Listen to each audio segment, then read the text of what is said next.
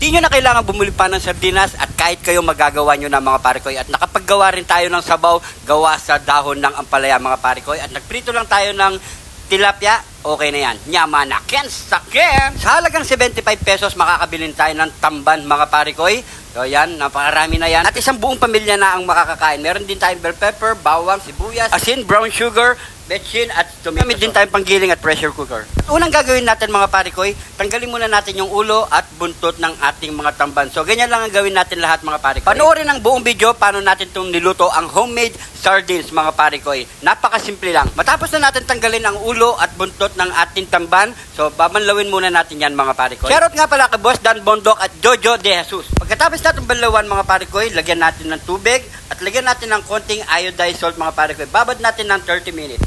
After 30 minutes mga pare ko, so tanggalin muna natin yan. Mag-umpisa na tayo na magdurog ng ating sibuyas, bawang, at syempre yung bell pepper.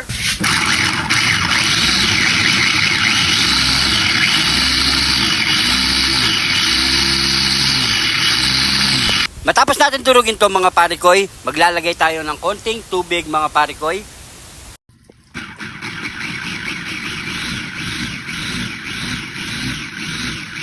At kapag ganyan na ang texture ng ating bawang, sibuyas, bell pepper, okay na yan. Ready na natin ilagay ang ating tamban dito sa ating pressure cooker. At ilagay na ang ating giniling na bawang, sibuyas at bell pepper mga pare ko. So kukunin lang natin yung katas dyan. Nasa inyo mga pare ko, pwede nyo naman isali yan.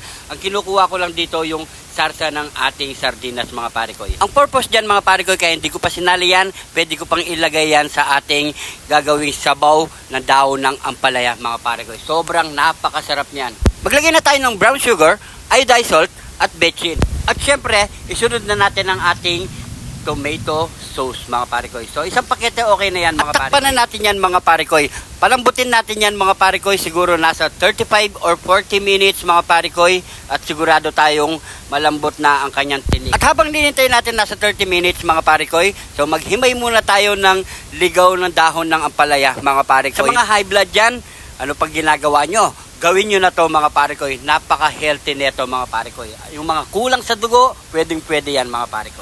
At syempre, bago natin ito igisa mga pare ko, pakahugasan muna natin yan mga pare ko kasi nga nakuha natin kanina yan sa mga talahiban. At syempre, di mawawala ang partner niyan mga pare ko. Magpiprito tayo ng tilapia. So iwain muna natin yan nasa 4 na piraso. Bumili nga pala tayong 2 piraso mga pare ko. At bago natin prito, lagyan ng asin syempre. So yan mga pare ko, silipin na natin, pinaabot na natin ng 35 minutes mga pare ko. Luto na yan mga pare ko. Heto na ang ating nilutong homemade sardines mga pare ko. Ganda ng kulay oh.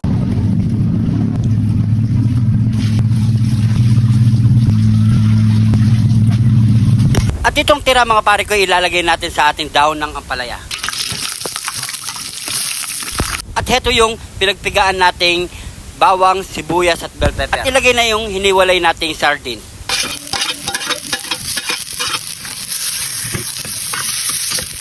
At maglagay na tayo ng tubig mga pare ko. Diyan na lang natin kinuha yung ating tubig sa may pinagkuluan ng ating sardine. Maglagay na rin tayo ng asin at betchin.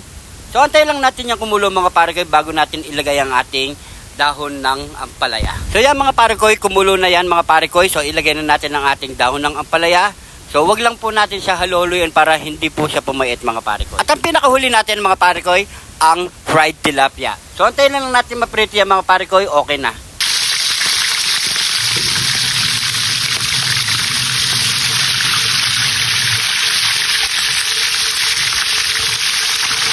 Ito na mga pare ko, luto na ang ating fried tilapia. Ayan, set aside muna natin yan mga pare ko.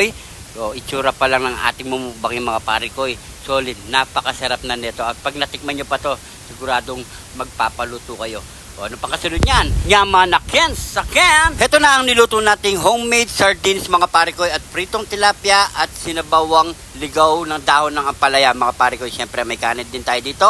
At bago tayo magbukbang mga pare ko, pray muna tayo. Thank you Lord sa napakasarap na pagkain nito Lord. Bless po yung viewers namin Lord. Bless po yung sumusuporta sa amin Lord. Bless po yung family kasugan namin Lord. In Jesus name, Amen. So yan mga pare ko, magkapagdan din po kayo ng pagkain nyo at sabay-sabay po tayong kumain mga pare ko. So taste test na tayo mga pare ko. At kung napadayo ka dito sa video na to mga pare ko, paki-comment kung saan umabot ang ating video para alam natin mga pare ko. Kung di ka pa naka-follow, mag-follow na mga pare ko para updated kayo sa mga ating i-upload video mga pare ko. So yan mga pare ko, so tikman muna natin ang ating ginawang nilutong sardinas. Yun no. Grabe, napakabango. Kain po. Grabe, sarsa pa lang, napakasarap na mga pare ko. You know? Kaya subukan nyo na mga pare ko. Nagpapasyado nga pala si Panginoon Canlas and Company FML Construction. Shoutout sa inyo lahat dyan mga pare ko at kay Ma'am Helen Orihashi ng Japan. Kaya sa inyo mga pare ko, subukan nyo na kahit di na kayo bumili at makakatipid pa kayo mga pare ko sa halagang 75 pesos. O sabi mo ng 100 pesos mga pare ko, maluluto nyo na ang homemade sardines mga pare ko. At marami pa makakatikim nito mga pare ko. Grabe. Solid, napakasarap mga pare ko. Kaya yung cameraman natin dyan, lumulunok-lunok na, naglalaway na mga pare ko, natatakal sa ating kinakain mga pare ko. You know, lalo na yung sabaw natin, you know. Grabe. Huwag nyo lang halu-haluin yan mga pare ko pag nagluluto kayo ng sinabawang daon ng ampalaya mga pare ko. Para hindi siya pumait. Kain po. You know. Wow. Grabe, ang sarap sa kanin. Shoutout nga din po kay Marcelo Bautista ng San Carlos City, Pangasinan, mga pare ko. At syempre, shoutout din po kay Boss Romel Gopez ng San Fernando, Pampanga at kay Boss Paul Cura ng Angeles City. Shoutout po sa inyo lahat. At syempre, kay Ma'am Lisa Estrada ng US. Pag-share na lang po ang ating video ngayon mga pare ko para mas marami pang makapanood at gumaya sa ating ginawang homemade sardines mga pare ko. Grabe. Siguradong mauubos ang kanin ko dito mga pare ko. You know? Nakagawa na kayo ng homemade sardines. Meron pa siyang partner na ginisang sardinas na merong daon ng ampalaya. Grabe, solid. At magprito lang kayo kahit anong isda mga pare ko, pwedeng-pwede yan. Shoutout nga pala sa ating bagong cameraman mga pare ko na si Jeffrey Paras Amara mga pare ko. Soon mga pare ko, makikita nyo siya. Baka naman kung napadpad ka sa parte ng video na to mga pare ko, paki-comment kung saan umabot ang ating video. Paki-ulit lang mga pare ko. At pa-share na rin syempre mga pare ko para marami pang makagaya sa ating ginawa at makaluto sila ng homemade sardines. Yamanaken saken. So yan mga pare ko, busog na ako mga pare ko pero uubusin ko pa yan mga pare ko. Mahaba ng ating oras mga pare ko.